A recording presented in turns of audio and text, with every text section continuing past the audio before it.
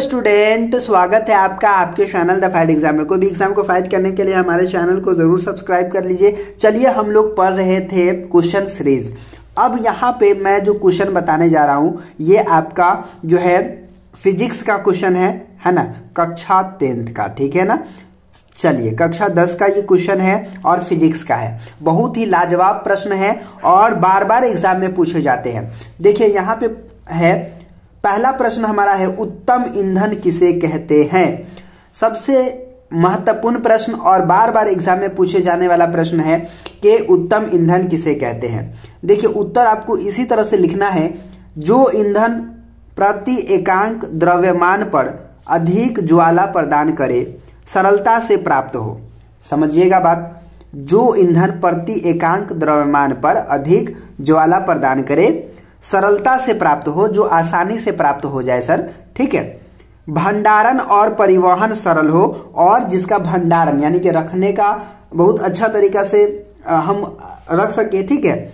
और परिवहन भी सरल हो और आसानी से यहां से वहां लाया ले जाया जा सके, तथा दाम में सस्ता हो। और दाम में क्या हो? सस्ता हो, उसे उत्तम ईंधन कहते हैं। जैसे मेरे हिसाब से अगर बात करें तो सर गैस सिलेंडर बहुत ही अच्छा इसका एग्जाम्पल होगा, ठीक है। गैस सिलेंडर जो होता है वो बहुत ही उत्तम ईंधन भी होता है और बहुत ही अच्छा आपका ये होता है मेरे लिहाज से। और आपके लिहाज से क्या होता है ये तो मुझे नहीं पता, लेकिन मेरे लिहाज से इसका भंडारण भी बहुत अच्छे तरीके से किया जा सकता है, परिवहन बहुत सरल तरीका से किया जा सकता है, तथा दाम में भी कुछ सस्ता होता है। ये उत्तम ईंधन है, ठीक है।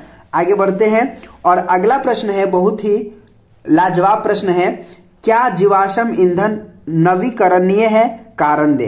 क्या जीवाश्म ईंधन नवीकरणीय है या अनवीकरणीय है, वो बताना है, ठीक है। तो चलिए इसका उत्तर देखते हैं। जीवाश्म ईंधन नवीकरणीय नहीं है। देखिए, जीवाश्म ईंधन नवीकरणीय संसाधन नहीं है, क्योंकि जीवाश्म ईंधन कुछ वर्षों के बाद खत्म हो जाएगा। और जीवाश्म ईंधन कुछ वर्षों के बाद क्या हो जाएगा भैया? खत्म हो जाएगा। नवीकरणीय ईंधन वह ईंधन है जो हमारे सौर मंडल तक विद्यमान रहे, जैसे पवन ऊर्जा और ठीक है ना, पवन ऊर्जा, उसके बाद यहाँ पे हो गया सौर ऊर्जा, जल ऊर्जा आदि, ठीक है। अगला प्रश्न है, और अगला प्रश्न क्या कहता है, क्या कोई ऊर्जा स्रोत प्रदूषण मुक्त हो सकता है? क्या कोई ऊर्जा स्रोत प्रदूषण मुक्त हो सकता है? क्यों अथवा क्यों नहीं? क्यों अथवा क्यों नहीं, ये आपको बताना है। देखिए यहाँ पे मैंने लिखा है, नहीं, कोई भी ऊर्जा स्रोत पूर्ण रूप से प्रदूषण मुक्त नहीं हो सकता। देखिए, नहीं, कोई भी ऊर्जा स्रोत पूर्ण रूप से क्या हो सकता है? प्रदूषण मुक्त नहीं हो सकता है। चाहे ऊर्जा स्रोत स्वच्छ हो, फिर भी वह पर्यावरण को किसी न किसी प्रकार से क्षति पहुंचाता है।